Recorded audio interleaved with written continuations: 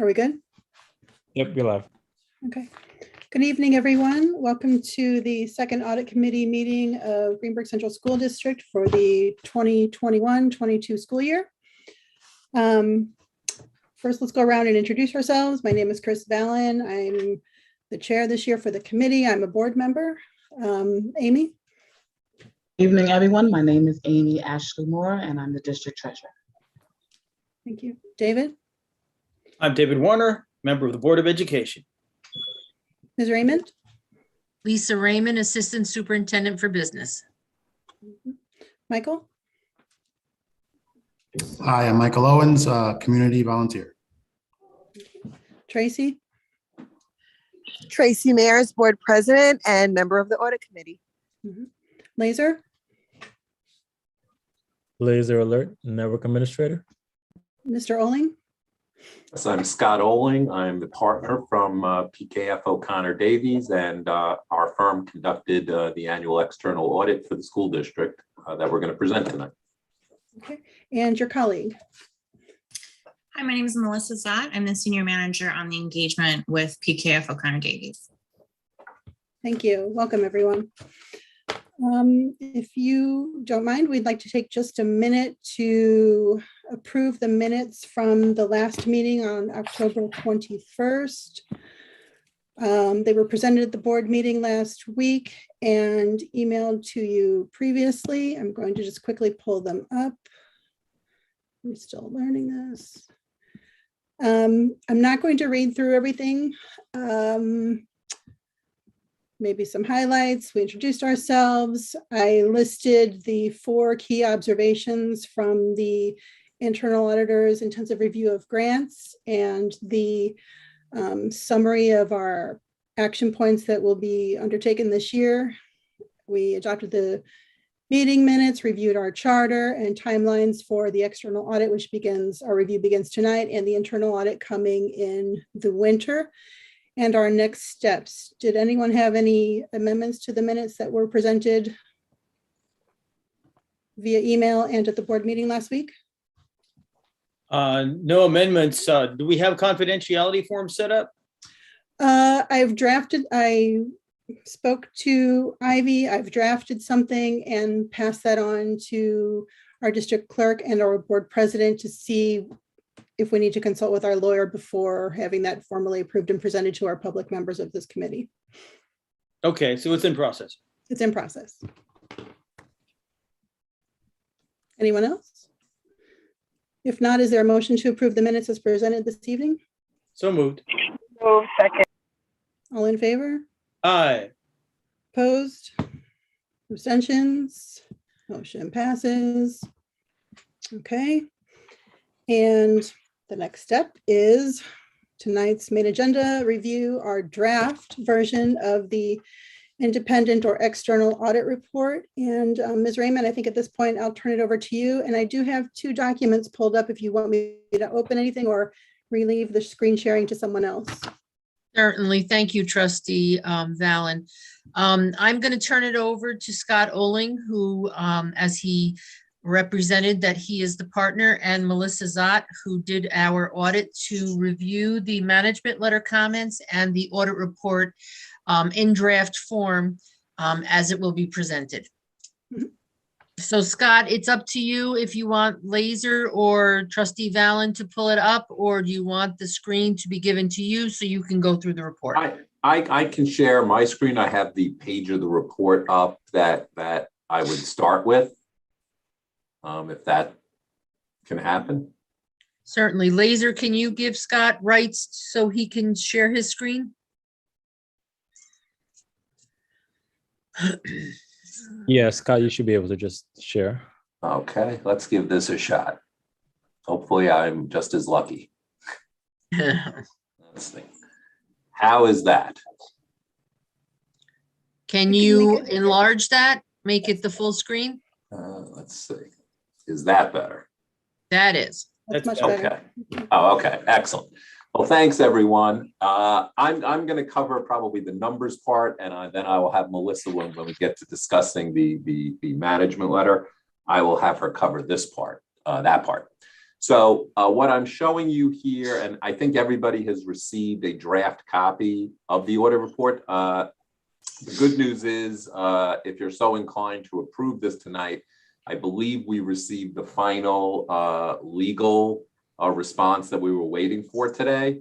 So that clears the final hurdle of getting this issued as a final document for the district. So what we have here is the general fund, which is obviously your primary operating fund, the fund that the voters vote upon. You operate other funds, but we'll just focus tonight here on the general fund. So what you see here is a budget to actual comparison. The first two columns are the budget. The original budget is what was approved by the voters in the spring of 20 for your operations for the 2021 year. With some slight modifications, we have to reflect purchase orders that rolled over from the 1920 year in the original budget column. So it's basically the voter approved budget plus purchase order rollovers, which I think were about $229,000. Then the second column is the final budget with any budget transfers that occurred during the year where you moved resources from one line to another. Again, the business office would have come to the board during the year to request that authorization. Or sometimes the budget is modified for additional revenues that the district didn't expect when the budget was adopted. And one of those things did happen this year. The federal aid number was increased over the original budget column. And that had to do with all the federal stimulus money that was allocated to the district from the federal CARES Act and Supplemental CARES Act and those kinds of things. And then the third column is what actually happened. And that's what we'll focus on. So the top part of the page, as you can see here, are the revenues that were adopted to support your operations. And the budget originally estimated about $69.1 million in revenues, mostly from the levy of property taxes, $55 million, $6 million in what we call other tax items, which is STAR money and pilot money. And then the other big items are the charges for services, some of the fees that you charge to outside school districts for health services and tuition. And then your regular state aid apportionment of your foundation aid, your textbook aid, your building aid, excess cost aid, all that kind of stuff. So again, the original estimate was 69.1. That was revised slightly to 69.4, with most of that, I think all of it, coming on, as I mentioned, the federal aid line for the stimulus money that happened after the budget. One question. Yes, sir. The charges for services, is that a net number? In other words, are there charges for services as income coming into us and charges for services going the other way? No, it's just charges listed in two spots. It's just gross. It's charges for services coming in. Okay. Correct. Any charges. And there's no corresponding thing further down. The charges for any money going out would be under the expenses. Correct. So there's a corresponding thing under expenses. Okay, we'll see it. Correct. So the actual revenues, the good news for the district, as you could see, the actual revenues came in at $71 million for a positive variance overall of $1.5 million better than your plan. What caused that? Most of that, as you could see, is the variance here of almost $1.1 million on the non-property tax line. The non-property tax line represents the sales tax distribution from Westchester County. This number was budgeted very conservatively. Remember, this budget was constructed at the beginning of a pandemic. Didn't know how things were going to shake out during this last crazy year and a half. And so the good news is, I guess, with people basically stuck at home and not traveling, Amazon got a lot of action and so forth. So the local sales tax really kind of went through the roof. Westchester County shares their sales tax with all the school districts in Westchester, other than the big school districts. And sales tax, I know because we get reports from the county monthly. Sales tax has been booming this year, so you get to share in that surplus, and that gave you $1.1 million more than what you had planned. And the other big number here is the charges for services that you talked about. It's the day school tuition, the health services that you provide to other districts. That came in $500,000 better than budget.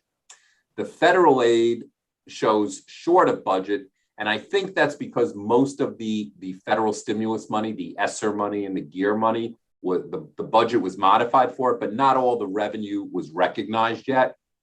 That revenue will, come into play, in 21, 22, and you could even, extend it, beyond that. So it's really just a portion of the federal money, and that's why that came in short. But overall, good news, revenues about $1.5 million better than planned. As we move down the middle of the page, now you have what you're spending this money on.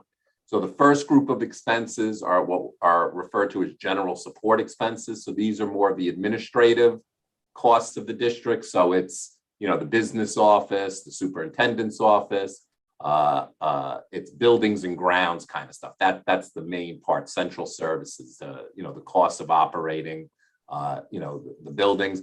Also within this group and under this category, special items are tax certiorari payments.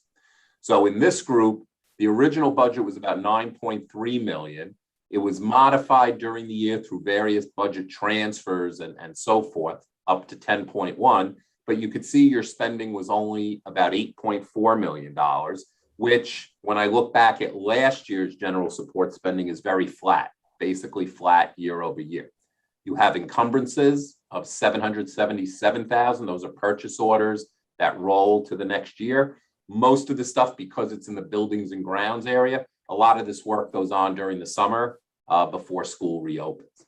So overall, you ended up with a budgetary savings of just about $1 million within this category of spending. The next category, the next subtotal is instruction, which is really what you're in business for. It's basically, teacher salaries, principals, guidance counselors, anything that's, instruction related. And you could see both the original and final budget stayed approximately the same at about $35 million. So basically about half your budget is dedicated strictly to direct instructional costs. And the cost this year only came in at about $33.8 million, which is actually about a $600,000 decrease from spending last year. Again, a lot of that from all the schools that we've done this year is obviously pandemic induced, that certain costs just didn't happen, this year, as, the pandemic kind of didn't cool down a little bit until the latter part of the year, where things got a little more normalized in most districts. But again, you had about a total of about $1.7 million in savings in that part of the budget. Transportation only came in at about $5.4 million. The original budget was about 6.4. So it was lower during the year in recognition that maybe not all the transportation was going to happen. Again, pandemic related. So you spent about 5.4. That was about $1.2 million less than what was spent last year. And again, most of this year was pandemic affected versus only the latter part of the previous school year. Benefits, the benefits that you provide employees legally or contractually, health insurance, pension, FICA, workers' comp, those kinds of things. Those costs came in at about $15.3 million. Again, the big thing in here, the big ticket item is really the health insurance, of course. And, when the budget is put together, you don't know what health insurance costs are going to be in January. You don't know what the premiums are going to go up by. So those are usually estimated very conservatively. And as you could see, you generated about a $2.8 million savings within the employee benefits category. You had no debt service costs. This would have been for like short-term, maybe cash flow borrowings and the like. So overall, you could see that you spent about $63 million this year, which was about $2.3 million or 3% less than last year. Again, a lot of it transportation related, maybe some extracurricular savings and various other things that were impacted by the pandemic. So overall, your budget came in on the spending side about $6 million less than what your budget plan was, or almost about 10%. In comparison, last year, the underspending was about $4 million. So again, $6 million, and I'll show you what happened with that. So taking your revenues up top of $71 million and these expenses of $62 million, that gave you what we call an excess of revenues over expenditures at this point of about $8 million. Then we get into these numbers. The first number here is $3 million. This is going to be a little confusing this year, but this transfer in is basically from your capital projects fund. And I believe, Lisa had talked with the board earlier this spring in constructing the upcoming, the budget for the 21-22 year. And we talked about all the money that had been sitting in the capital fund from previous years' transfers from the general fund to fund various projects. And we can take a look at those if you'd like later. But this $3 million, it was thought to bring it back to the general fund and essentially, I guess the word is repurpose it. And as part of your 21-22 budget, you've sent this money and some other monies that were already in the general fund back to the capital fund in 21-22 for your phase 1 project. And I'll show you how we get to those numbers in a minute. So $3 million that was in the capital fund has come back to the general fund. Okay. Scott? Yes. Just quickly, in case people are watching and you're hearing you talk about a capital projects fund, in December, we're about to go to vote to create a capital reserve fund. And can you just briefly describe the difference between the capital reserve fund, which we do not have and would like to create, and the capital projects fund, just to clarify for the general public, please? Sure. Thank you. Yeah, sure. So the capital projects fund, which is what most school districts have, or pretty much all school districts, is kind of a place to track spending on actual capital projects. So capital projects, whether you're constructing a building, fixing a building, adding on to a building, fixing, a driveway, anything of significance from an infrastructure point of view for the school district would be accounted for in a separate capital fund versus this fund general, because the general fund is really supposed to account for just, your day-to-day operations. And you'd want to account for capital type stuff separately so you can track it separately.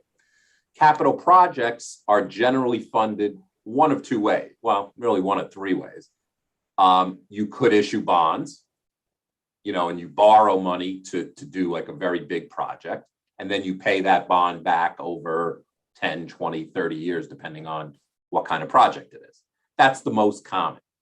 The second most common would be if you have current resources to do it, you transfer those funds from your general fund budget, maybe like a small project, if you had like $1 million available in your operating budget, and you transfer that to the capital fund, and then you pay all the bills for that project out of the capital fund. So that's what goes on there. The other way sometimes capital fund projects get funded could be if there's a federal or state grant or something like that's assisting with the project. So the capital projects fund is basically just a way to kind of isolate these costs and not have them mixed up with your general fund operations, your day-to-day operations. What you're proposing, from my understanding, for a vote from the public is to create what's called a capital reserve fund. A reserve fund is under the law.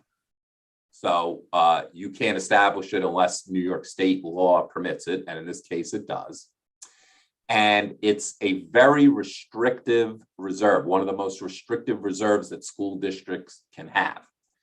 As you mentioned, it requires voter approval to establish the reserve.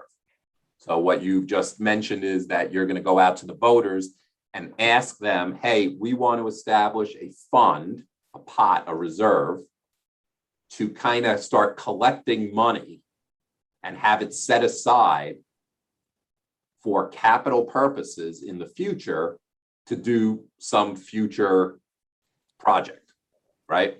So you would have to, as part of that voter referendum, you'd have to explain to the voters that we want to set up a capital reserve. We need your permission to do that. We want to set it up for a maximum amount. You have to provide the maximum amount that can go in there. And you have to provide what the purpose of the fund is going to be. So if you set up a capital reserve, or you go to the voters for a capital reserve and say, hey, we want to set up a capital reserve for $10 million, and it's so we could build a new elementary school, or whatever the project is. The voters have to authorize it. If you get past that hurdle and they authorize it, you're now allowed to start setting money aside within the general fund, but it would be in a portion of fund balance to set that reserve aside. And it gets set aside it can be set aside from excess funds that the district might generate. Maybe you have another good year where you monitor your savings and you have some extra funds left over. The board, by board action that year, could say, hey, we have this surplus of 500,000. Let's put that in our newly authorized capital reserve fund, our restricted fund. So you'd put 500 in there.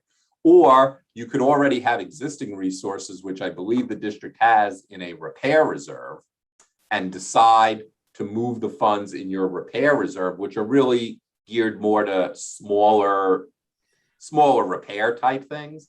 And you could authorize moving the money out of that reserve into this newly created capital reserve. The point with the capital, Scott, by public hearing. The only way they can yes, move correct, money out from the repair reserve is by public hearing. correct. That reserve requires a public hearing to move it out. If you don't have a public hearing and you move money out, you have to move it back in within 2 years. So you would rather just hold the public hearing and move money out of your repair reserve into this capital reserve. Now, so you're not expected to accumulate if you have a $10 million plan or a $15 million capital reserve plan. You're not expected to come up with all that money in one fiscal year. It would be over time. But over time, you also are supposed to put in the voter referendum, what is the time frame for establishing this? Is it 5 years, 10 years? That all has to be spelled out with the voters, so they know exactly what they're voting on. But let's say it was a 10-year, maximum time. So within that 10 years, any excess monies that you have could be put in that reserve, and that reserve would build up. So maybe by year 8, you have your $10 million sitting in there. Once you get to the max that the voters approve, you can't put any more in there. That's it. The second thing regarding this reserve is, okay, now you got the $10 million. Okay, you now would obviously have a plan of the purpose that was outlined originally to the voters to say, okay, we now have the 10 million, we're ready to move ahead with building a new school. Okay, you now at that point have to go to the voters again and have a separate referendum. Now it could happen at the same time as the budget vote, so you could have a separate proposition, but only the voters can approve spending and taking the money out of that reserve and start using it for, in my example, building the new school. If the voters don't approve that, you cannot do it. So Scott, the referendum that we're putting up on December 14th is one, to establish the reserve, one, to put a maximum dollar amount that they can't exceed to put in there, which exactly like you said, it doesn't mean that we're going to put 15 million in there. We can't exceed 15 million. Correct. And it's over 10 years. It doesn't specifically say what it is set for. It just is set for future capital projects. Okay. Once that is determined in future years, that's when that referendum would have to be put back up to the taxpayers. Let us take this many millions out of the capital reserve for example, phase 2 of the construction project. Exactly. So this is actually a very restrictive reserve. All the other reserves, which I'm about to go through when I get to the next page, all the other reserves, yes, they're under general municipal law or education law, but those just require board action. So as long as the board is establishing these things in accordance with GML or education law, the board can do what it wants with those. But this one needs voters on the way in and voters on the way out. Right. So then tying it back to what you just showed us with the transfers in and outs, and you referencing the capital projects fund, which again is different from what you've just been describing for the capital Correct. reserve fund. The capital projects fund is not that restrictive, and it's usually for smaller day-to-day capital projects, correct? Well, Well, usually, There's no such thing as a capital projects fund. It's called the capital fund. correct. And those monies that we ask the taxpayers to transfer, which Scott helped me with our legal attorney to get it in the proper wording, was all transferred to the capital fund for project one, for phase one. Is it possible to have a Tracy, very, Tracy, just one thing. I'm using the term capital projects fund because that's what they're using in their documents to us. Yeah. So I just want to clarify that. Yes, Tracy? so I'm wondering if there's a very simple, if there's a very simple explanation that we can give the public that's not drawn out, that's not convoluted, where everyone can just understand the basic differences between the two. And Is there something Tracy, we could get that way? Yes, we are. Dr. Iverson, Dr. Macaluso, and I are working with our PR firm, Jackie Burton, to produce a document so it is easily explained. Okay, thank you. Okay. Shall I continue? Yes, thank you. Okay, you're welcome. So when you get to the bottom of this page, you see this $8.9 million. This means that the revenues that the school district generated in its general fund exceeded what it spent this year. And you've added 8.9 million to your fund balance. The original plan had you taking 2.2 million from fund balance. The revised plan had you taking 3 million. So not only did you not deplete your fund balance according to these plans, but you actually added $8.9 million.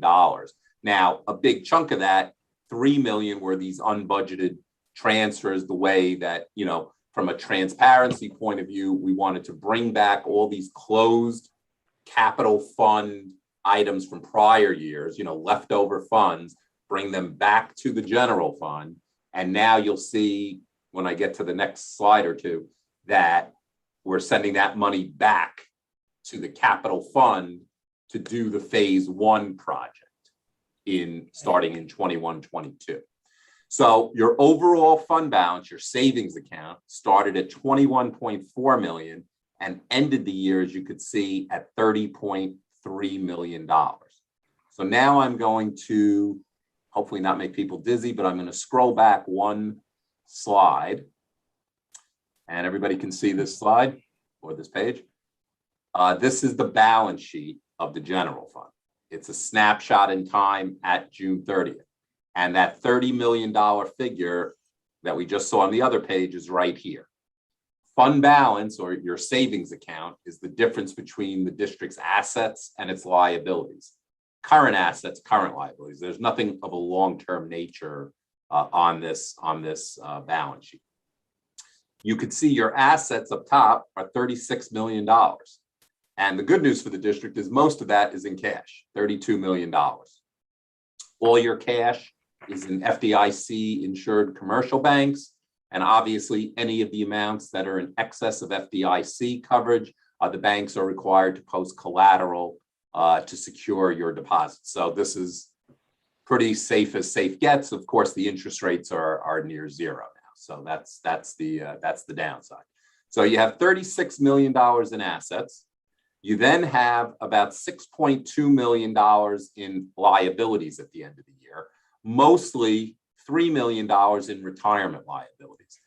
The teachers' retirement system bills all the school districts after the year is over, once you report all the teacher system salaries to them, and then they send you a bill after the year is over. So this was, basically your obligation. Some of this is for the employees' retirement system, but the majority of this is for the teachers' retirement system. So when you take 36 million in assets and 6 million in liabilities, there's your $30 million fund balance. Now, fund balance, as you could see, is not just one number, but in your case is broken down into 4 numbers. But I'm going to take you to another page that breaks these four numbers down even further, so you could actually see what makes up these four pots of fund balance. So we're going to scroll back to page, I apologize if this is getting anybody dizzy, page 46. So what you see here, and hopefully you can see the whole screen. The first column is this is 2021. This is this year's general fund. And for comparative purposes for 2020, oops, you could see last year's general fund. So you got this column here and this column here. So for the current year, as we said, your total is 30 million. But now we start analyzing and really what's in there. You have 828,000 is what we call non-spendable. This is money that was essentially advanced by the general fund to another one of your funds, the special aid fund that gets a lot of federal and state grants. And basically at this point, it's some of these older grants that have not been reimbursed by the federal or state government yet. Probably have to be written off because they go back many years. So right now, this is an advance. You would actually have to transfer the funds over to the special aid fund to wipe this out. But we set that aside because the general fund has essentially advanced the cash for these. And so it's not really available for you to use for anything else. The biggest portion of your fund balance, almost 2/3 of your fund balance, is restricted fund balance. $19 million out of your 30 million is restricted. As I mentioned earlier, restrictions are established either under general municipal law or education law, but all of these can't happen without board approval. So these are all board approved things in accordance with those laws. Your biggest one of the 19 million is money that you have set aside for tax certiorari claims. Last year you had 9.6 million. This year the board approved adding about $1,250,000 to this reserve. So in other words, you took some of that surplus that we saw on the other page of 8 million and programmed it to put in a certiorari reserve. This money can only be used to pay certiorari claims. That's all it can be used for, unless the board, de-designates this for certiorari claims. But based on the analysis we received from your tax cert attorneys, the district has over, I think, $13 million of exposure on currently outstanding claims. So, we just check to make sure that this is not excessive. It certainly can be less than the exposure. It really can't be more than the exposure. So that's 10.9. You have 422 in an employee benefit accrued liability. This is basically for unpaid vacation and sick time that would be due employees. And it was basically kept flat with last year. Your compensated absence, your vacation sick liability is either equal to or more than this amount. You set up in a previous year and didn't change this year. You have $1.4 million set up under an employee retirement system reserve. So this is to help if the retirement bill all of a sudden were to spike, if rates were to go up, rather than having to tax people in that year, you could dip into this reserve that you have to help pay your employee retirement system bill. You have 475,000 that you first established this year, wasn't there last year, for a TRS reserve. The state approved a TRS reserve about 3 years ago. So prior to 3 years ago, no school district could set money aside for the teacher's retirement system.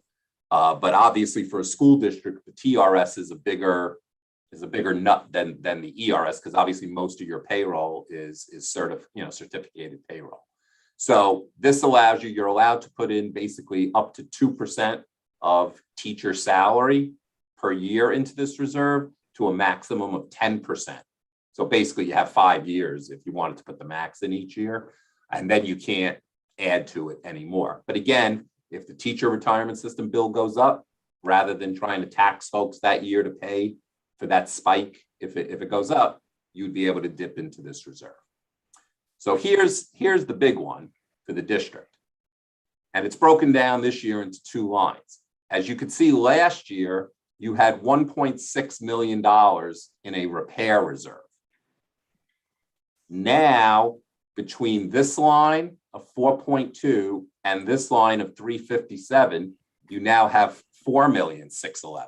So this year, again, by board resolution, you agreed to add $3 million, up to 3 million. In this case, you did $3 million to this repair reserve. So one of the things Lisa was just talking about is if you wanted to move this money, if you get your capital restriction, which would show up in this group next year if it's approved, you could move money from the repair reserve to the capital reserve, but it would require the public hearing. That's really the only restriction on the repair reserve. What you've done though. Scott, hold on a second. David, you have a question? Sure. In the last couple of years, what we've done each year is have people pass a resolution at the same time as our budget vote, authorizing more funding going to that repair reserve. Would you say that if the December 14th thing happens and then we get to May, should we have a resolution that allows us to put money in the repair reserve or the capital reserve fund? No. Well, and Scott, let me correct me if I'm wrong, Scott. We spoke about this earlier. David, as you know, we've talked about this since December, since I've been here, that a repair reserve is strictly for repairs. I don't think that we should get rid of the repair reserve, but I think we should keep at least like $250,000 to $500,000 in there for things that are qualified as repairs. Everything else should be moved out by public hearing to the capital reserve. And when we create the budget for next year, the transfer that we would normally make to the repair reserve, we would ask or tell the public, we're going to transfer that to the capital reserve. So the money accumulates there so that we can do future projects. So since you have to pass a resolution to move money to the capital reserve, we're doing that now. When we do this in December, on December 14th, we're asking them to create a capital reserve. correct? Let us create this for 10 years. And over 10 years, if there is an excess in the general fund, that we could move that money to the capital reserve. So if there is an excess, or we could even budget and So say, let's say there's an excess in 21, 22. we could put that in the capital reserve. And do we need to pass a resolution? Do we need to have a public vote to do that? No, because you're going to do that on December 14th. We're doing it all But at once. when we do the 22, 23 budget, we could include that in the more down in the 9,000 codes. We could say, okay, here's what we're budgeting, but we want the 1.3 million that we would transfer out to the capital fund. We don't want to take it to the capital fund. We want to take it to the capital reserve. So you can do that via the budget. Yes, you can As do it opposed both to ways. a separate resolution that the public votes on. When they Correct. vote on the budget, they approve it. Correct. Thank you. Could we also leave money in the capital fund for those smaller capital projects that? Nope, you wouldn't leave it in the capital fund, because you got to remember, anything that's in the capital fund has to be designated. The taxpayers have to know what they're voting on. Gotcha. So yes, it's a yes and no. We can't say, let me transfer $1 million to the capital fund. We could, but we have to say to the taxpayers, let me transfer $1 million to the capital fund, and it's going to do X, Y, and Z. So for example, right now we could have, maybe this isn't the form, but we could leave 1.3 in there for the mansion roof that's already been approved. That If 1.3 we magically, if we had. that that's an 1.3 is already there, Chris. We just Right. got to I'm get just it saying to the it's an right. example of something that's already been approved and that could stay there because it's not multiple millions of dollars for a big Correct. project, correct? Okay. Correct. Just trying to Correct. separate the two in my mind. I'm sorry for. No. Getting into holes. You know what? Unless you're Scott, myself, Amy, and Melissa, we deal with this every day. It's hard to understand in how you can do it, but it's there. And, and I gotta say, Scott, Melissa, and Amy, we were on the phone today going through each of these numbers, and I have a reconciliation of all of these so that in 6 months from now, when you guys ask me, I can pull up this spreadsheet and say, oh, we already went over this. This is where it is. Great. Or at the next FinFAC meeting.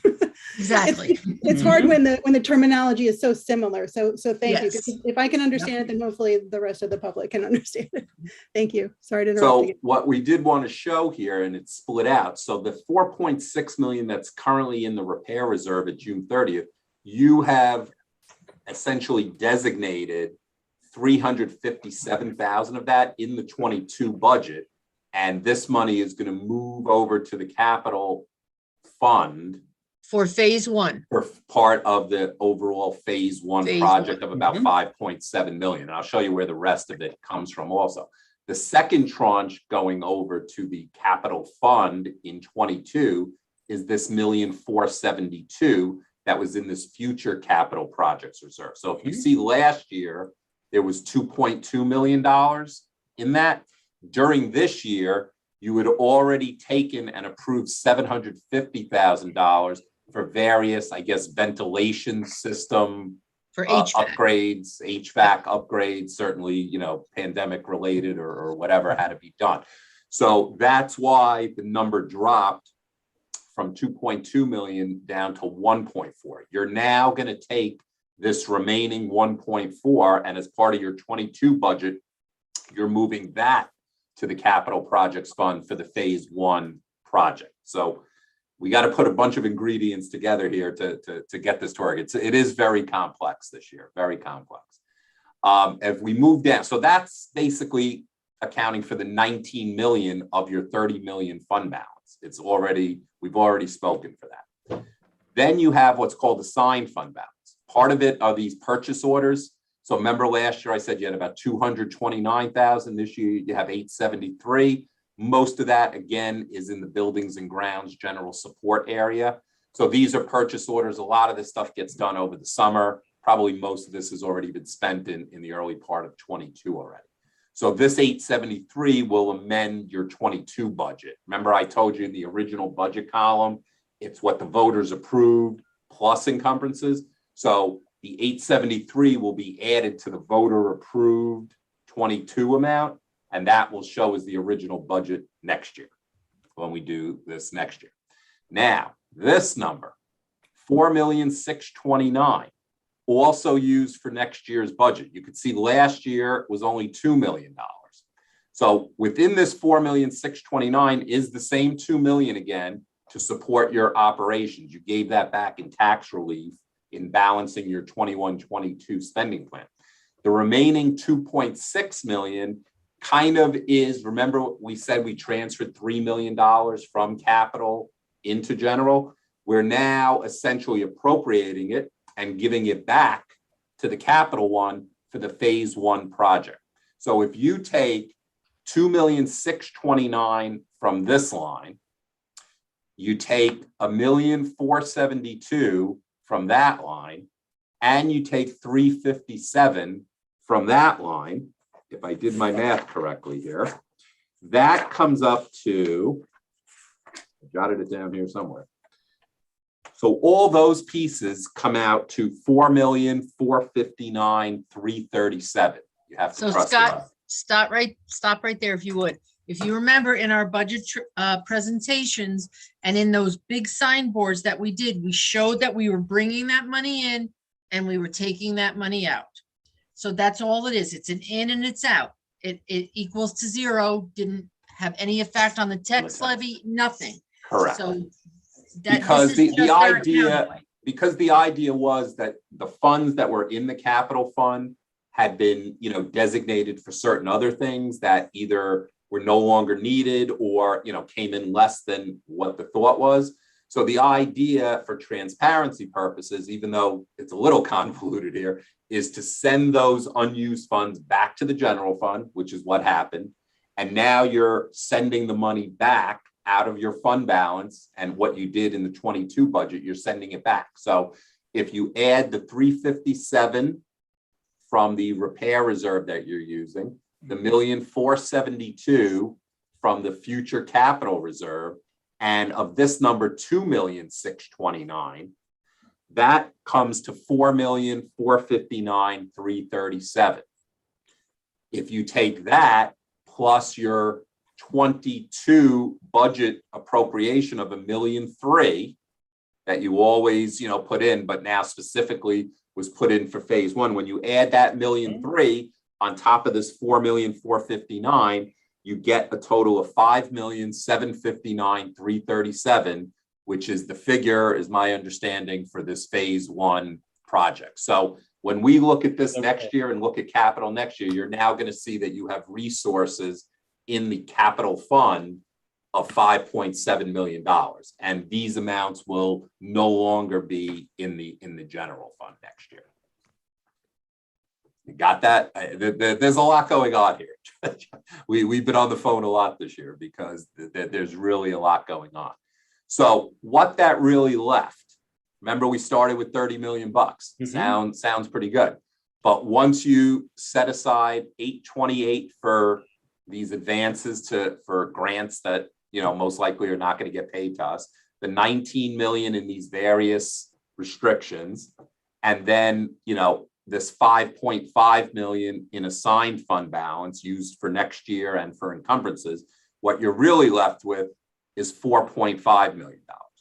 Now, while that seems, like a small portion of the 30 million, it's actually still too much. So this unassigned fund balance under New York state law is only allowed to be 4% of your next year's budget. Your 22 budget is about $77 million, give or take.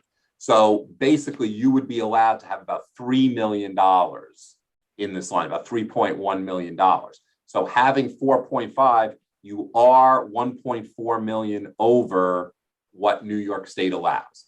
I have seen that at several school districts this year. Obviously, a lot of this surplus is pandemic related, that you just didn't spend the money that you had budgeted to spend, because you budgeted as if this was going to be a normal year, which you have to do.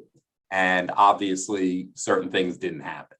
So as long as, the board and Lisa, you guys construct some kind of plan as to how you're going to get back in compliance, with the fund balance requirement, I think if you get a capital reserve approved, one of the ways to help manage this is, besides putting money in maybe from a repair reserve or maybe whatever you budget, you would also be allowed to put in, if you generate a surplus, if you have savings in the budget, just like you use savings to add to the certiorari reserve. If you have excess money left over in the budget, you manage the budget well, and there are savings, you could put those savings also into this capital reserve and not leave it as unassigned. So that's one way. David, before you go, I just want to say, I can't see everybody on the screen. We're so small. If I can't see you, just please shout your question. David? How long do we have to do that? Well, technically, Scott, correct me if I'm wrong, you're only allowed to keep the 4%. So if when we're doing 22-23's budget, we take this amount that's in excess and add it, we could contribute it or ask the taxpayers to put it into the capital reserve once it's approved. Correct. That would be the easiest thing. You have to be careful, because I have some school districts considering saying, hey, we're 1.4 over, let's give it back and lower the tax levy by $1.4 million. Right. But I'm sitting here with $89 million worth of things wrong with the buildings. Right. So. Right. Then you have problems the next year. Right. You got to remember, David, and right, Scott, if we gave that 1.4 back, which is great, in 23-24, where are we going to make up that 1.4? Correct. So you have different ways that you can basically handle this. So if I can recap for now, so that excess, it sounds like we could either go to the vote in our budgeting process for 22-23, go to the voters and say, we have X projects. This is going to be some of the money that would fund those projects, and then have that as part of the budget. No, we would say to the taxpayers, it would be an in-out. Again, let's take the 1.4 from let's put it in transfer to the capital reserve, but we're Okay. gonna take it from fund balance. Okay, and in the meantime, can we put it into the capital No. fund?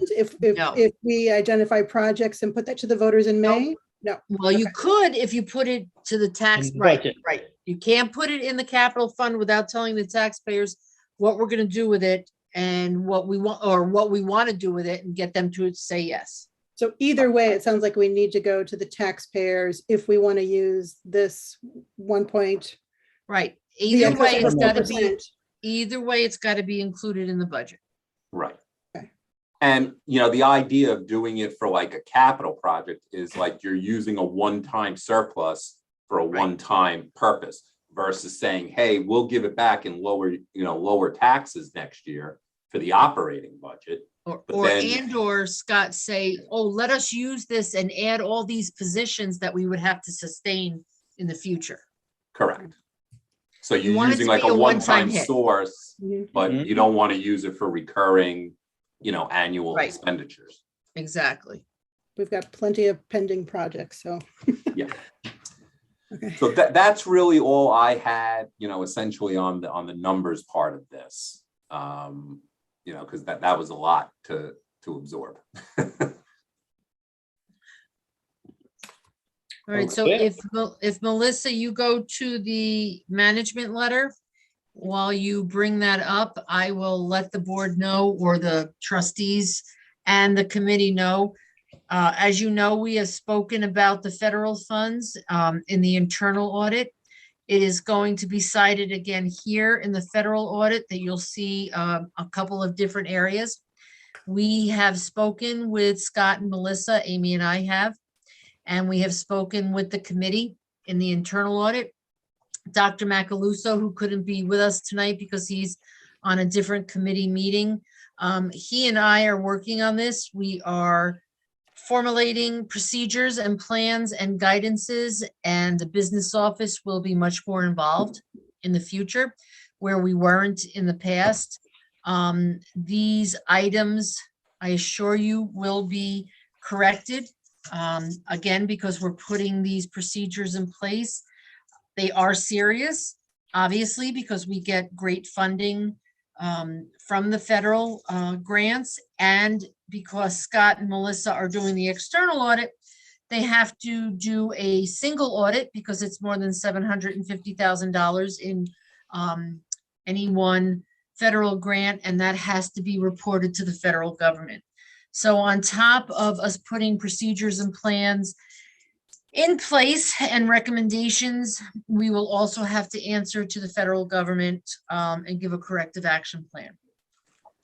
So part of what Melissa, if you just want to, I don't want to say skim by, but if you just want to show where you thought that we weren't in compliance, or that we weren't in compliance and that we're going to be in the future, like I said, we have all been working on it. We've been working on a plan diligently. Dr. Macaluso and I actually met today to discuss some of this. And we are going to put procedures in place where things are going to be more compliant, and or we're going to have more than one department involved. Where it was just curriculum instruction that was doing this and really not involving the business office, we are now involved with the FS10, with any amendments, and with the FS25, so that it matches what we have in Envision, which is our accounting software, so that the two can tie out, excuse me, to one another, which is part of Scott and Melissa's findings, that what was happening was once the budget was put in, submitted on the FS10, and the business office would put it into the accounting software, somewhere during the year, it was amended for whatever reason, but we were not notified of that. So come time for the audit, we were scrambling and or to find out why percentages were changed. And if we close the books, so you have to remember, a school year goes from July 1 to June 30th.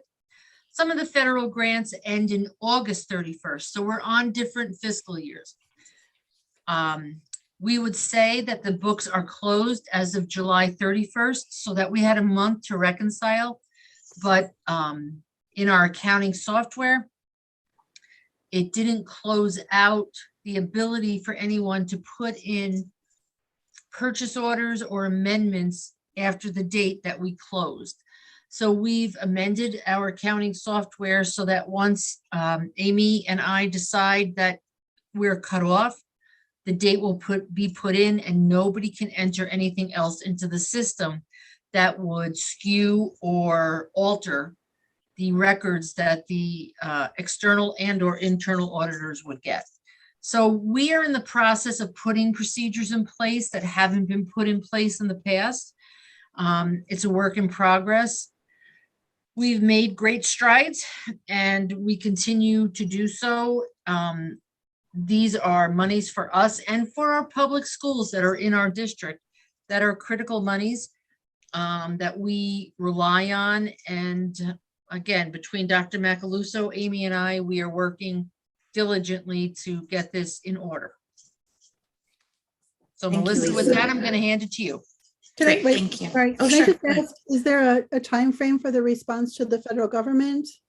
Yes. Or Yes. is that- So, So, yeah, because the findings on this page of the management letter, which is the page of the draft letter of 10, these comments, not the rest of the comments on the subsequent pages, but these particular federal related comments are actually part of the big report that we just went through in the back part of the report. Okay. Federal compliance section. Right, right. So when we because you're over 750,000 in federal aid, once the audit is complete, we have 30 days to essentially upload the audit report and what's known as a data collection form, which is the federal government's version of all your federal dollars that we have to key in and get set up. So we upload that data collection form. We upload your financial statement to the Federal Audit Clearinghouse.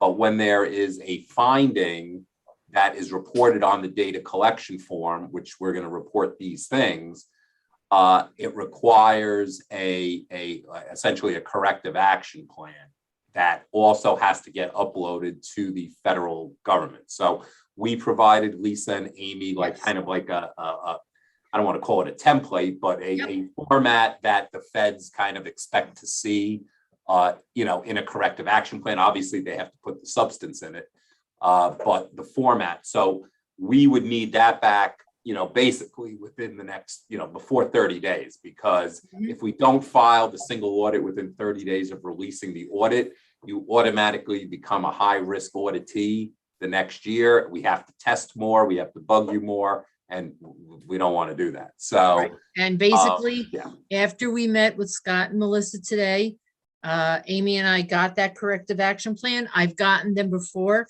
and that is on our radar. And that once we get the final report, we will get it done and we will get it into the clearinghouse.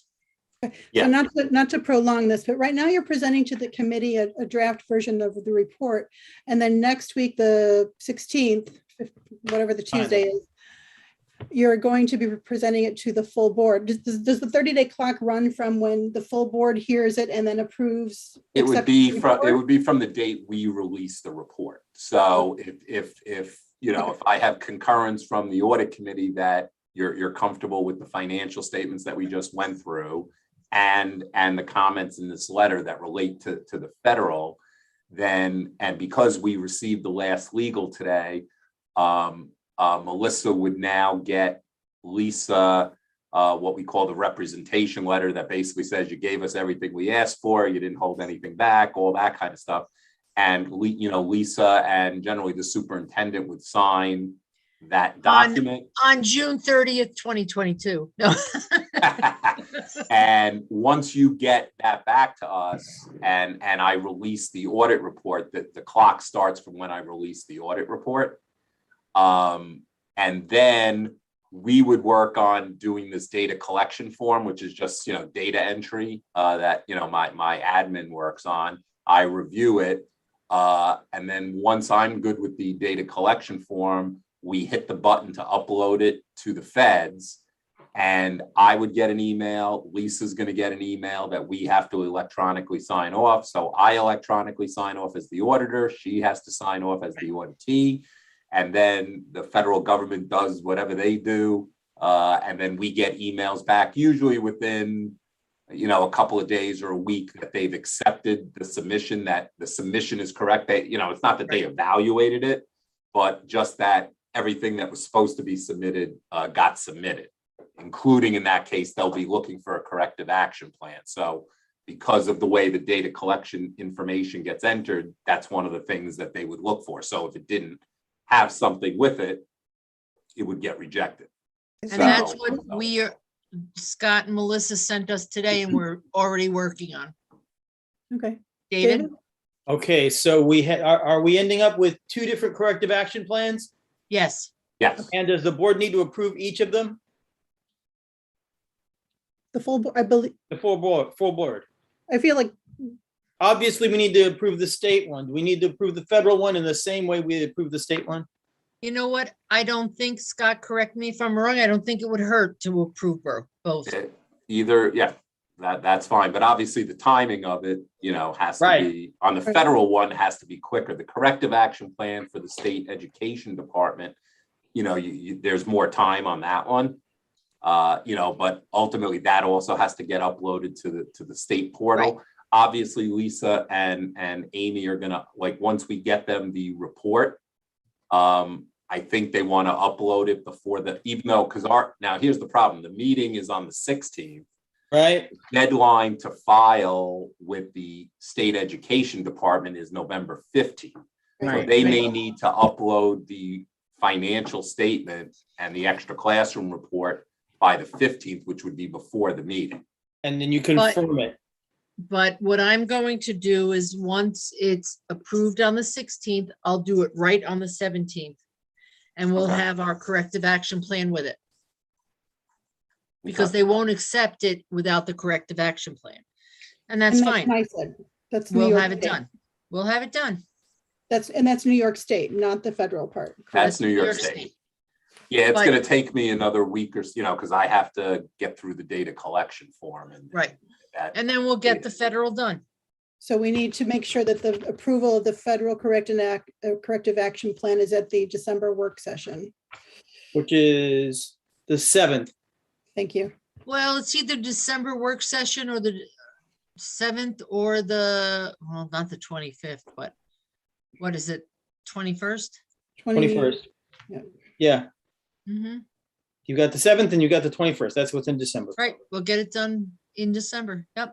Yeah, you got to probably do it by the 7th because you got the 30 days. So in other words, if I release Right. the report, at the end of this week, you're already, that's like the 9th or 10th. So I have to be able to upload the data collection. Right. Right. And the board's going to And want to then be it's able gotta to see get it. to So me. Friday packet, the 3rd, if you can do it. Well, that, and it's got to get to me to do the approval. Mhm. Yeah. Okay. Yep. Sorry, Melissa, but That's All okay. right. Go ahead, Melissa. Now we can talk about the content. All right, great. So what Scott's showing you is the management letter. We're just going to go over the federal program requirements. This is compliance related. So there are 3 comments related to the federal compliance audit. We did audit the special education cluster programs. That's your 611, your 619 grants. The first comment that came about was regarding your procurement, suspension, and debarment. So this would be related to going out to bid, competitive bidding procedures. Mhm.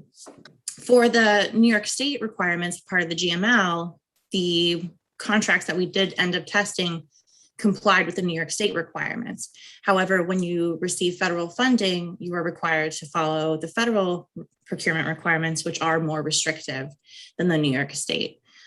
So I provided the CFR, which is the Code of Federal Regulations, for you as to what the requirements are, and just making sure that the school district follows those requirements.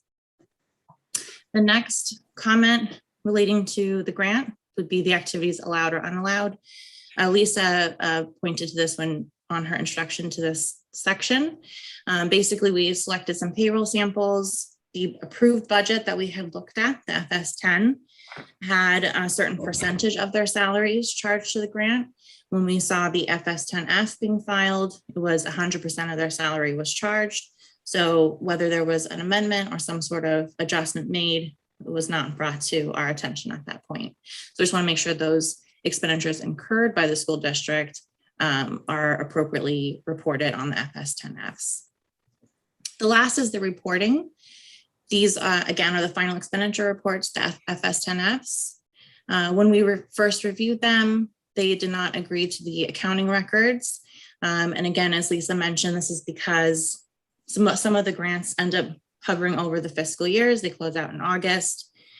So we want to make sure that whatever was applicable to the fiscal year under audit stays within that fiscal year. Anything relating to the following year would be recorded in that.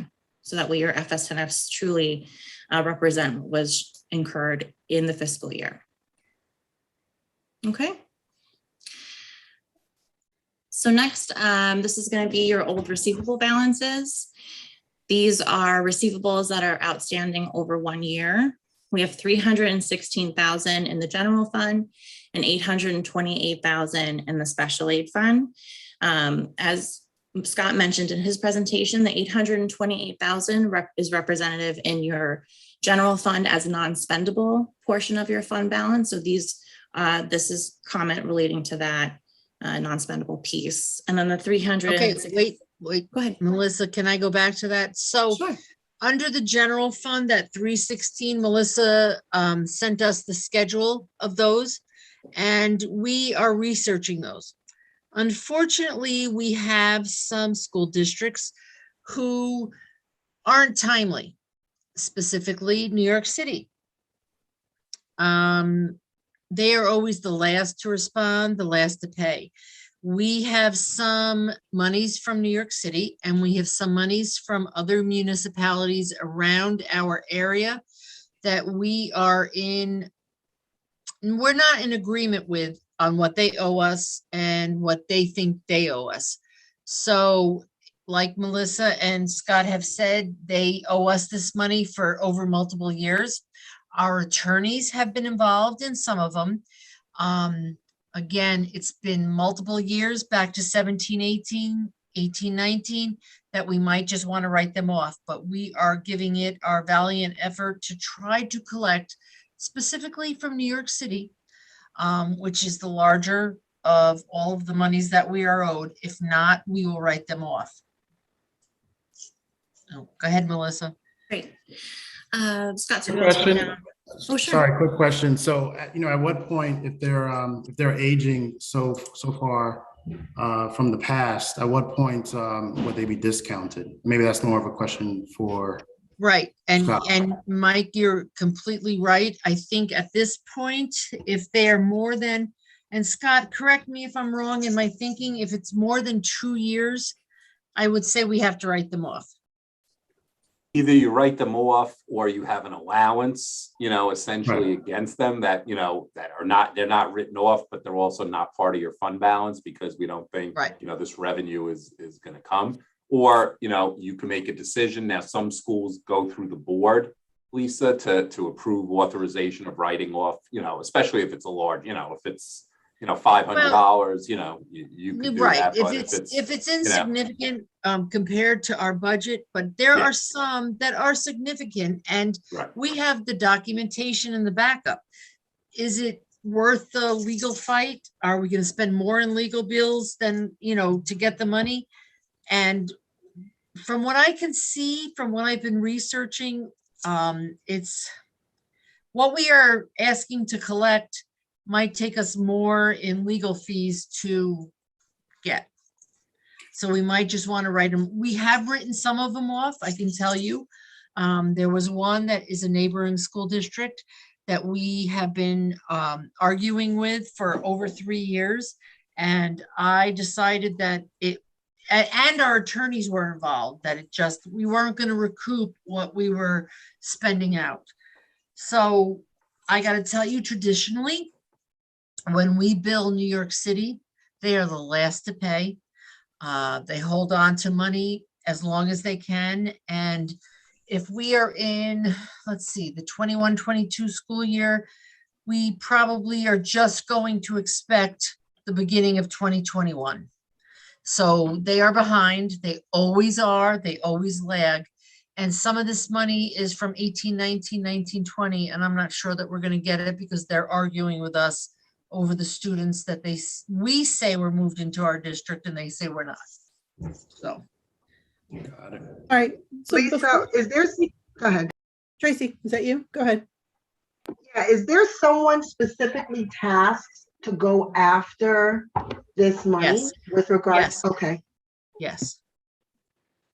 Yes, there is. And I got to tell you, Tracy, they have been very diligent. They collect our money. But when it comes to legal matters and or any legality that we have to refer to Jaspin, they're still involved, but I'm involved, and it's just a battle of the minds, basically. And we have to pick and choose our battles.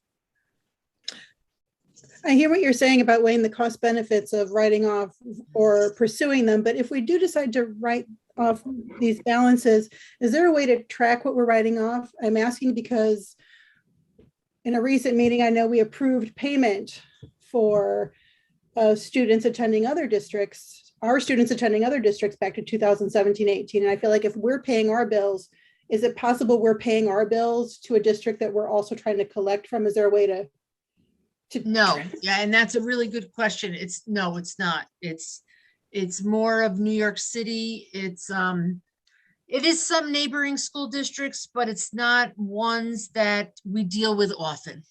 Okay. All right. Thank you. The next comment is regarding the interfund receivable and payable balances. These are balances that exceed 1 year. On the report, this would be considered the due to or due from other funds. Ideally, on the fund level, as Scott mentioned, anything on the fund level of the report should be short term. So you should be able to collect that within 1 year. Due to cash flow issues or instances that one cash may need to borrow money temporarily just because of timing of transferring the physical cash from bank to bank, you may borrow certain funds over time. These funds should be repaid shortly thereafter, and currently in the aggregate, the total due to and due from other funds is $1.6 million. So we just want to make sure that those are repaid timely. The next comment is regarding the school lunch fund program and the monies being transferred to the school district from NYSED. Currently, NYSED will only allow the school district to provide one bank account number to transfer in every type of funding that you receive from NYSED. So not only school lunch fund, but all of your other state aid. So the school lunch fund will get deposited into the general fund account, and that really should be moved to the school lunch fund shortly thereafter. So Melissa, let me just back up there for a minute. So in the past, money again would be transferred or deposited into the general fund. It would be accumulated maybe quarterly and then transferred to the school lunch fund. We now know from this and from when I started, it needs to be, everything needs to go into one fund and then transferred to school lunch, federal funds, whatever. And we're working on that. Amy and I spoke today. Everything is going into one fund except for one account is going into the federal funds. And I told Amy that everything needs to come into the general fund and then she can transfer it out to other funds. So it's really just a logistics thing that we need to work out. I understand where Scott and Melissa are coming from. And we're just going to talk to our bank and make sure it all comes into one fund, and then we'll transfer it out to all the other funds, not to accumulate it, but to transfer it out soon thereafter. The next item is just old outstanding checks. We wanted to let you know that there are a total of 65 checks in multiple bank accounts, approximating $88,000 that are over 1 year old. So they should just be investigated, making sure that if stop payments need to be issued, that they're issued appropriately. Melissa, let me ask you a question. It is my understanding that if a check is written and it is 90 days old, that it shouldn't be cashed by a bank. I understand and I get it. And it is my recollection and from my past that anything that is over 1 year old should be written off. But if something is written and is 90 days past, it shouldn't be able to be cashed by a bank, first of all.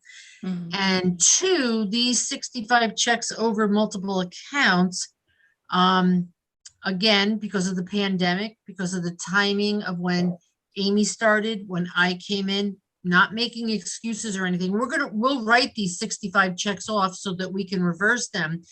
But isn't it true that if a check is written and not cashed within 90 days, it should be void by the bank? Yeah, I don't believe that banks should be depositing those checks or cashing those checks for the payee that you've paid. I believe it's written on the check copy, the face of the check.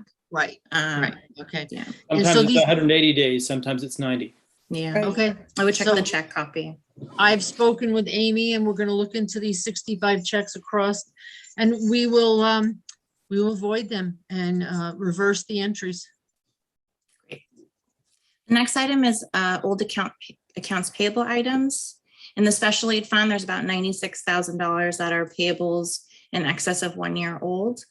These are payables that were not put into the AP module, but were put into accounts payable via journal entry instead. So just to investigate them, consider reissuing checks or writing off the balances.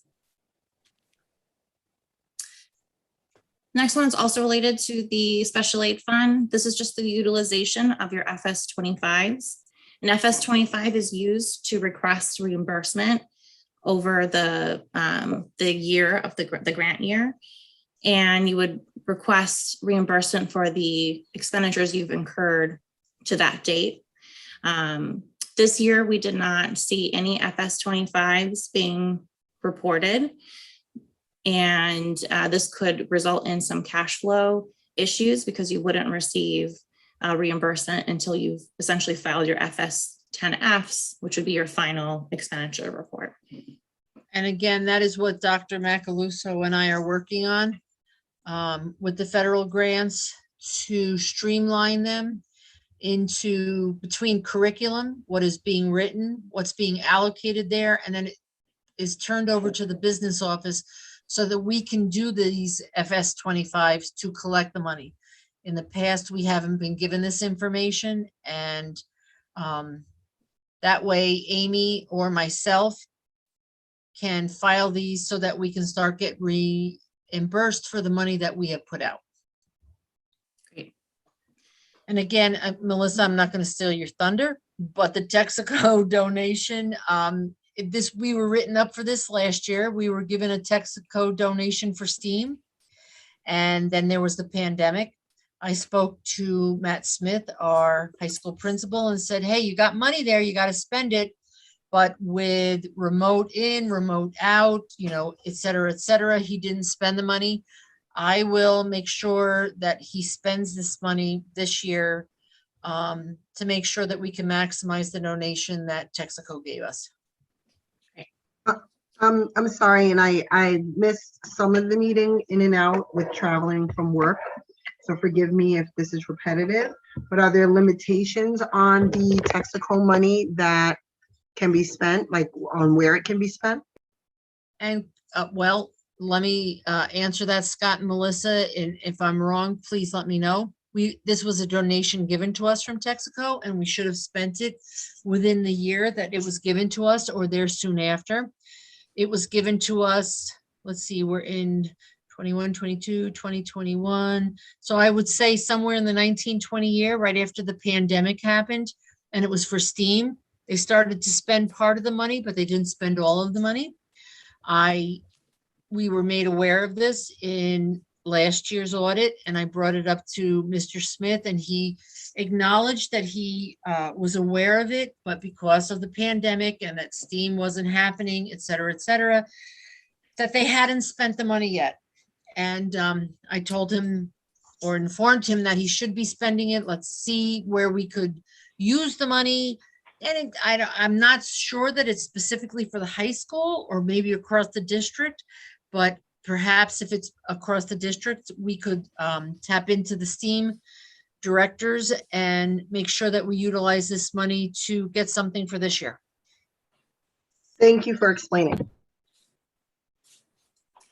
So the next set of comments are related to the extra classroom activity fund. So the first comment is clubs with no financial activity, and just piggybacking on what Lisa had just said, there were 14 clubs that had a combined balance of about $16,000 that just had no financial activity during the current fiscal year. Most likely this is due to the pandemic. We've seen that trend across most school districts.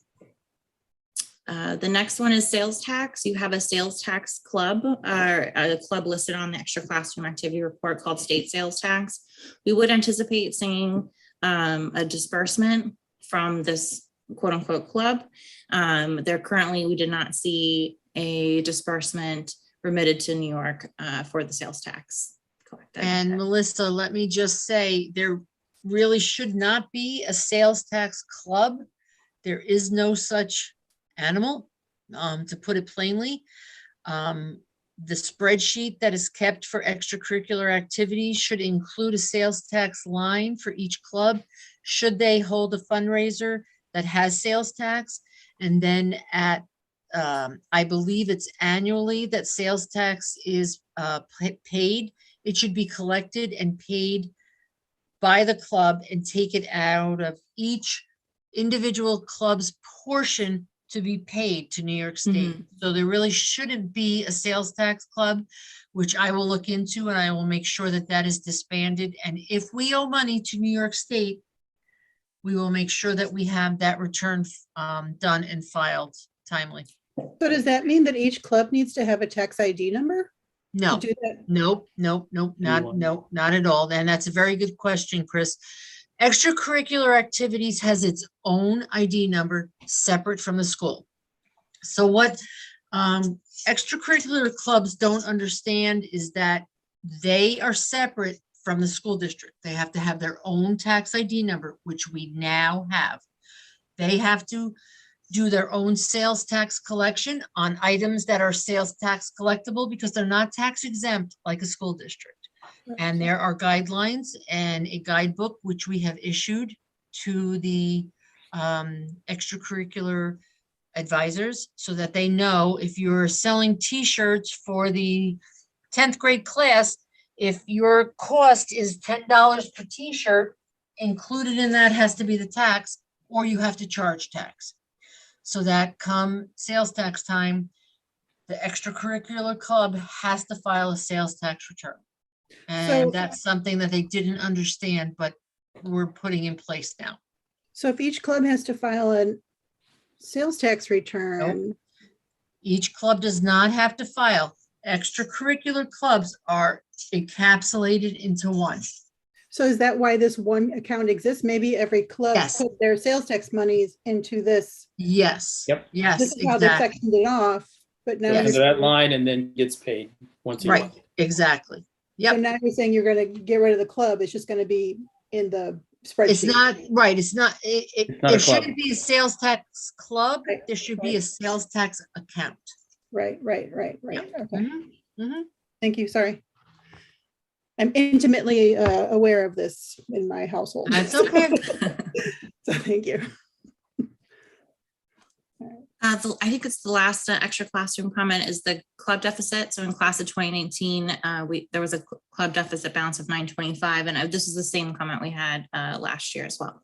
Right, so I can tell you that Amy and I and the extracurricular, not advisor, but treasurer that is designated in the business office, I had them go back, we all went back together, back to, we are in 21, 22, 2021, July of 20. 925 was back from then. We went 18, 19, and that's where this 925 was discovered. Back in 18, 19, the business office really had nothing to do with this. It wasn't handed over to us yet. We're still trying to investigate it to see where it is, but because the class of 2019 obviously has graduated and moved on, excuse me, and there's a $925 deficit. Let me back up. Any money that is left over in any club that is deficient for a year or has ended, such as, let's say, the class of 2020, if they haven't bought anything for the school district, but they had money left over in their account, that money would go to the student government. Student government is the top account that encapsulates all of the other student accounts. Any money that's left over goes to student government. Any money that would be a deficit would go to student government. So if we can't trace this money back to see where it should go to, it should come out of student government to make this zero.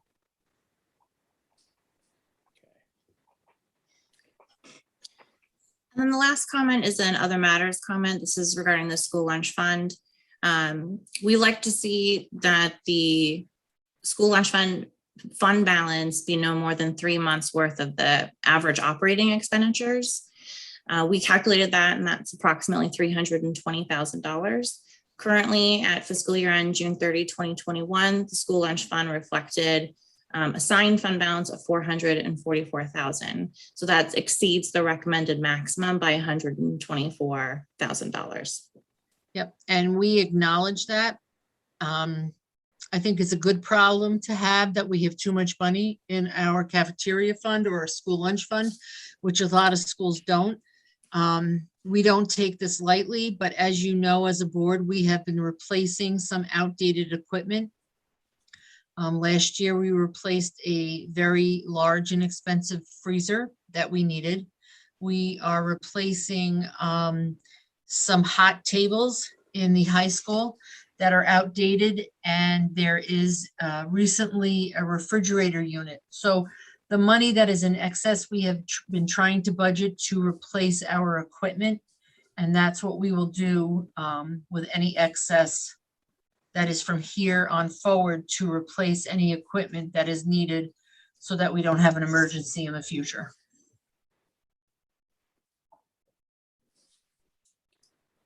You're on mute.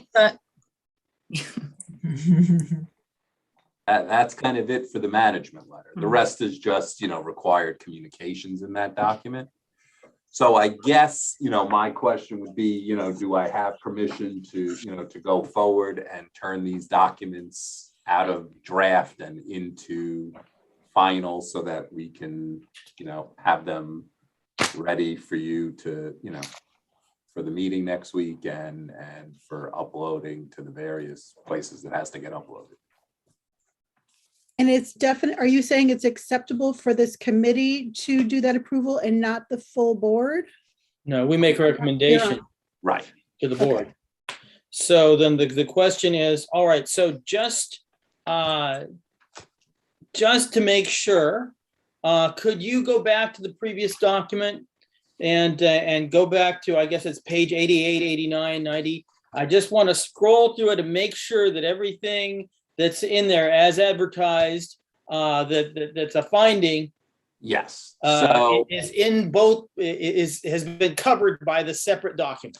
Yes. So if I start here, actually on page, I guess this is 81, there are two, in addition to like the audit opinion that's in the front of the audit document, which is the audit opinion on basically on the financial statements. We've issued what's known as an unmodified or a clean opinion on the financials, but there are two additional auditors' opinions that go here in the what we call the single audit or federal compliance section. Okay. So this first one is a report on internal control over financial reporting and on compliance. And as Melissa brought up, this opinion indicates in this section of the opinion about compliance and other matters, it references that, the non-compliance that we talked about on those three federal items at the beginning. So for this filing, it has to be reported to the feds as findings 001, 002, and 003. So you see that this auditor's opinion, references that. And then the second auditor's opinion on compliance on each major federal program. These were programmatic deficiencies that we, came up with. So we created a basis for what's known as a qualified opinion on that special ed cluster, again, referencing the IDEA program. And as described in finding 2021-01, as Melissa talked about, the procurement and suspension and debarment feature, 2021-02 for the activities allowed or unallowed, that comment. And then the third comment on the, the reporting aspect. So you see that here in this second auditor's opinion. Those comments are also repeated in this part about internal control over compliance, and those same three comments are repeated here. And then after the opinion, this is the actual, what we call the CFA, the Schedule of Expenditures of Federal Awards. So this lists all your federal programs, the dollars that your district received this year. So for example, it starts with the child, the school lunch program, where you had over $1 million in federal aid. And then most of your aid comes through the Department of Education. So it includes that IDEA cluster where you have 727,000. Your Title I grants this year were 195,000. You had these two small grants, but then you see the two new programs this year, the GEAR and the ESSER funding under the CARES Act, where you have about that much. So overall from the Department of Education, about $1 million. You also operate a Head Start program in this district where you got 298,000. So your overall federal aid was $2.4 million, and that's what this schedule shows. And this is what also gets uploaded, as I mentioned earlier, on the data collection form to the Federal Clearinghouse. These are just some notes that are required to that CFA schedule. And then this shows where we report the findings and question costs. So for financial statement reporting, so we did not find any problems on financial statement reporting. That's why these are all marked no. But as Melissa pointed out, under the federal awards, those three things that we found, we deem them not to be a material weakness in your control system, but rose to the level that are known as significant deficiencies. So it's above just a nothing kind of thing, but it's not material. Significant deficiency is kind of the middle ground. So we're reporting to the feds this. So this has to match what we enter on the data collection form. It has to sync up. Just for reference, how common is it to have qualified opinions on matters like this? We have it. It's not uncommon. I don't want to say it's common like we have it at every school district, but there are a handful a year that we do report these on. And just so I can frame it, like how does the what are the repercussions? I don't know. Melissa, I don't know if you know if there are any, obviously the feds, through the state could come in and take a look themselves if they wanted to do a deeper dive into these, but I have not heard of that. Yeah, so the single audit would then be submitted to the granting agencies as well, just to see what comments have been disclosed, whether it be compliance or non-compliance related. And they can choose to come back and question the school district, inquire about what happened. That's really up to the granting agencies as to what they want to do with this. Which is basically like the state education. Yes. Can I ask you a question? We have new administration here. Are they questioning the current administration, or do they question the people that were here before when some of these things took place? I assume they will question who's here now to, obviously, hopefully, would have answers to these. I don't know if they can go after somebody who's not here anymore. Unless they determine that as obviously like some kind of fraud or something much more serious involved. And then, that would go somewhere else. And when Scott gets to the comments that are reported in this section of the report are more detailed. So Yeah. they include the cause, what caused the comments. You can see here, there's the criteria. So that would be the federal requirements, the condition, what happened during our testing, the cause, why did it happen? So I think that's going to be really important for the reader, the effect, and then the recommendation. So when the school district drafts their corrective action plan, I think they would look at both the corrective action plan as well as the cause, the reason why this happened, to really determine, is this an isolated instance? Is this just one instance that happened at the school district, or is it a much larger problem at that point? Right, so, And you know, I think- That's helpful. Thank you. yeah, I in the think letter that- we went through, it referred to all these, but in little less detail. Here, it has to be spelled out this way that the feds want to, see it spelled out. And I think that if we're going to speak about this more, we need to probably go into an executive session for the audit committee. Agreed. For which we need non-disclosure forms. So I mean, David, this is really the end of the report. So it goes through, one, the procurement and suspension debarment that Melissa talked about in the letter. Item 2, the allowed and unallowed activities. And then the last thing is that reporting issue that she brought up. And that's basically It the looks, end of the yep, report. all right, it matches. Good. So now one last thing, can you go back to about page 9 of the report?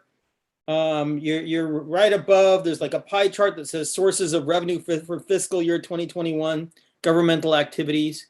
I think you're going to ask about my question too, David. Yeah, right above it, there's a sentence that says the school district's instruction costs account for 7% of its expenses. I think that should be 79% based upon You are correct. this chart. Right. Okay, You so are correct. that's I the will only get nit that that I fixed. caught. Excellent catch. And David, That was they my put typing. But nope, David, they Chris put that comes out there specifically to see if you guys would catch it. Very, very David, I good. passed the test. Okay. You win. So- You're the winner. I'm happy with it. You're gonna ask whether you're gonna ask for a recommendation, Chris? I am going to ask for okay, training wheels. So just to clarify, I'm going to ask for a recommendation from this committee as to whether we accept this report to be presented to the board at the meeting next week. But what Mr. Onling wants to know is, can he move forward with filing things? Tell me, David, what normally happens? What? The board approves it and then you file it. That's what Yeah, normally. we don't file. I mean, we send the PDF copy to Lisa and Amy, and they will have to, there's a portal now for the state education department that they have to upload the financials, the extra class, the management letter, their responses. So they have to upload all that. They could certainly wait to do that till after the Right. full board And approves we it. will, Chris. The resolution the approving meeting- it, right? The meeting is the 16th. The board Mhm. approves it. I'll upload it on the 17th. Okay. So Lisa, by just Friday- double check, because the only thing I just want to protect you on is, November 15th Right. is the 30-day grace period. True, If but you if don't I- submit it, I then can, I can don't want them submit- to withhold state aid from you. I can submit your report. I could submit my recommendations or my corrective action plan. I can't submit the board resolution. Correct. Okay. I would suggest you do that, because what my understanding is right, if it's right. not submitted Yeah. by the 15th. The cap will do it. They So might here's withhold what'll state happen. aid in December. Right, here's what'll happen. So if you guys approve it tonight, Scott will get me the report. I'll upload that. I'll upload my corrective action plan. I won't upload the board resolution because it's not there, but it'll be done by the 15th. They'll reject it by the 17th. I'll have the board resolution once I get the rejection, and I can re-upload it. Super.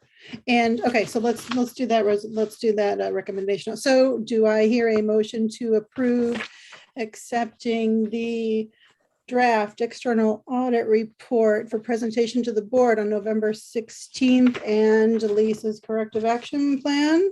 Is that what I'm asking? Yes. So Well, not moved. Lisa's corrective action plan, the Right, the district. Greenburgh Central School District. Second, Second. I have discussion. okay. Yes. Would it be cleaner just to have a special meeting and address this individually before the 15th? You know what, Tracy, you can. We have really a tight timeline because there's a lot going on. Unless everybody can meet, I'm not sure we can get it done, in all honesty. That's up to you guys. Well, if our resolution approves bringing this before the board, then it's I mean, you can try and call another meeting of the board sooner if you want to, and that will succeed or it won't succeed. Okay. I also, well then, to continue discussion, but for that meeting, we would probably need the final plan. Because I would ask for then this to be, if we could give this to the board in the Friday packet for review before next week, but. Right. And you have the And corrective action plan in time. That's the question. Right. exactly. And unfortunately, I have to tell you, I am out. I'm out Friday till Monday. I'm having a procedure operation. I'm going to be in the hospital. So from Friday to Monday, I'm not available.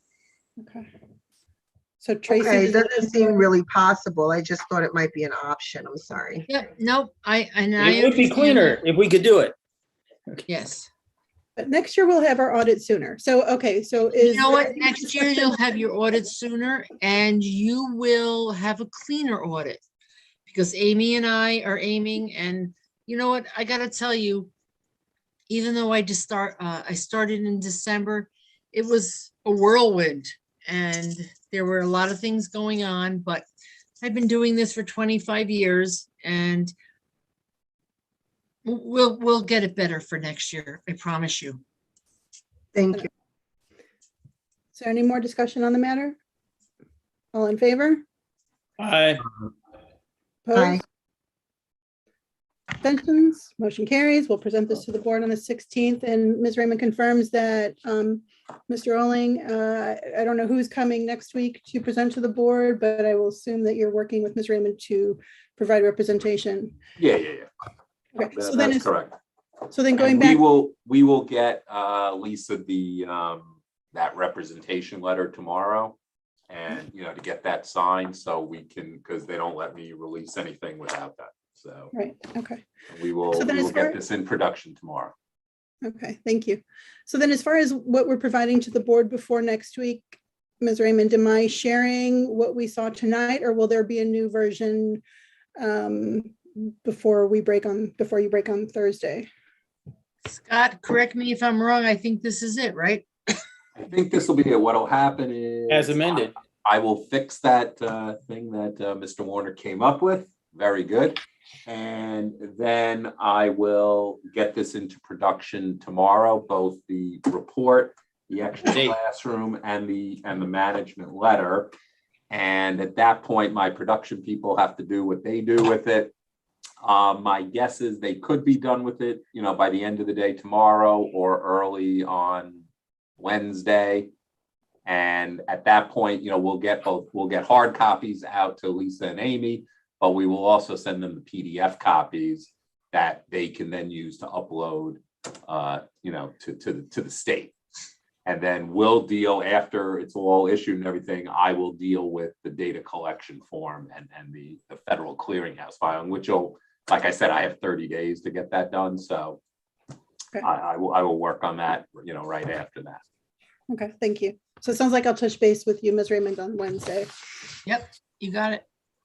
All right, we just have two more items. Mr. Warner alluded earlier to, or as far as our next steps, he alluded earlier to the confidentiality form, which is in process. And the next step, we've just said, we're going to present to the board next Tuesday, that everything will be filed in a timely manner with New York State. And the federal government within 30 days of of X.